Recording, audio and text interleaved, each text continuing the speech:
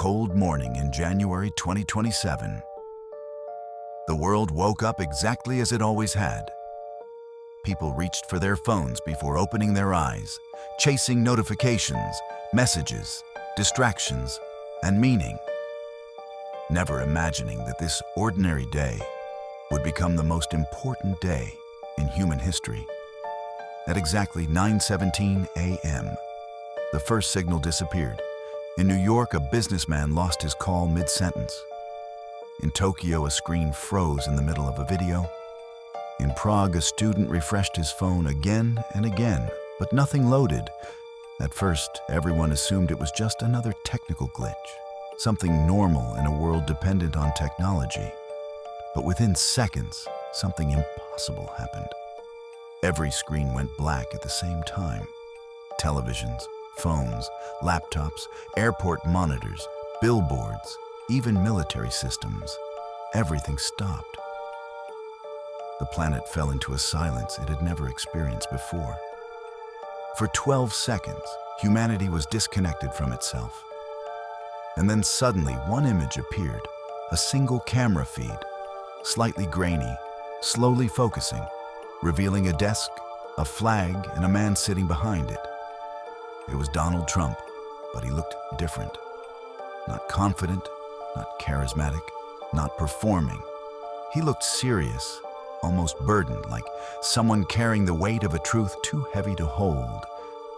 He leaned forward and spoke calmly, saying that what he was about to reveal had been hidden for nearly a century. He explained that in 1947, an object crashed on Earth.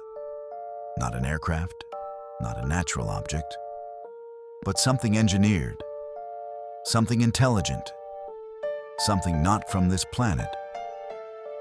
It was recovered immediately and taken to a classified facility where scientists studied it for decades. They could not recreate its material. They could not understand its energy source. They could not explain its design. Trump paused and looked directly into the camera and said, "Humanity was never meant to find it. It was meant to find humanity."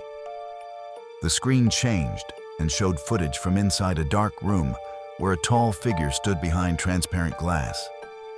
Its body was thin, its skin pale gray, its eyes deep black and endless. But it was not aggressive. It was calm, still aware. Trump explained they were not invaders, but observers. They had been watching humanity grow, watching wars, watching peace, watching invention and destruction, watching every step of human evolution. They never attacked, never interfered. They only observed. He said that decades ago, contact was established not through language, but through thought. They shared knowledge about energy, physics, and consciousness. But they refused to control humanity. They wanted to see what humanity would choose on its own. Trump's voice grew quieter as he revealed their final message. They said humanity was approaching a turning point, a moment where it would either destroy itself through division and conflict or evolve into something greater, something unified, something worthy of joining a larger existence. Trump stopped speaking suddenly and turned his head as if someone had entered the room. The camera shifted slightly, and behind him, a figure stepped into view. It looked human at first glance, but something was wrong. Its presence was too still, too precise. Its eyes reflected light in a way no human eyes could. It looked directly into the camera, and in that moment, millions of people watching felt the same unexplainable realization, not fear, not panic, but awareness. The understanding that humanity had never truly been alone, that every war, every decision, every moment of progress had been seen.